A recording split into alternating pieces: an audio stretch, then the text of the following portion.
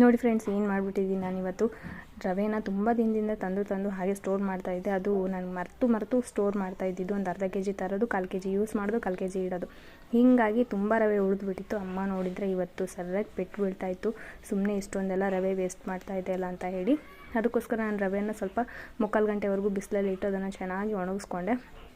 ಅದಾದಮೇಲೆ ಅದನ್ನು ಅದ್ರ ಜೊತೆ ಮತ್ತು ಸೋಪ್ ಕೂಡ ಇತ್ತು. ಸೋಪು ಕೂಡ ನೀರಲ್ಲೆಲ್ಲ ಒದ್ದೆ ಮಾಡಿ ಎಲ್ಲ ಮೆತ್ತಗಾಗ್ಬಿಟ್ಟಿತ್ತು. ಅದನ್ನು ಕೂಡ ಬಿಸಿಲಲ್ಲಿ ಒಣಗೋದಕ್ಕೆ ಇಟ್ಟಿದ್ದೆ.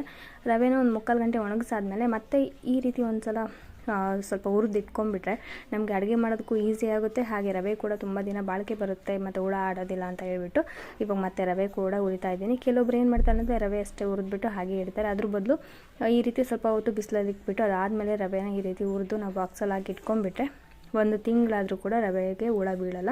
ಹಾಗೆ ನೀಟಾಗಿ ಇರುತ್ತೆ. ಯಾವುದೇ ಮುಗ್ಗು ವಾಸನೆ ಎಲ್ಲ ಬರುತ್ತಲ್ವ, ಅದೆಲ್ಲ ಬರೋದಿಲ್ಲ. ಇವಾಗ ಅದನ್ನು ಬಾಕ್ಸಲ್ಲಿ ಹಾಕ್ಬಿಟ್ಟು ಇವಾಗ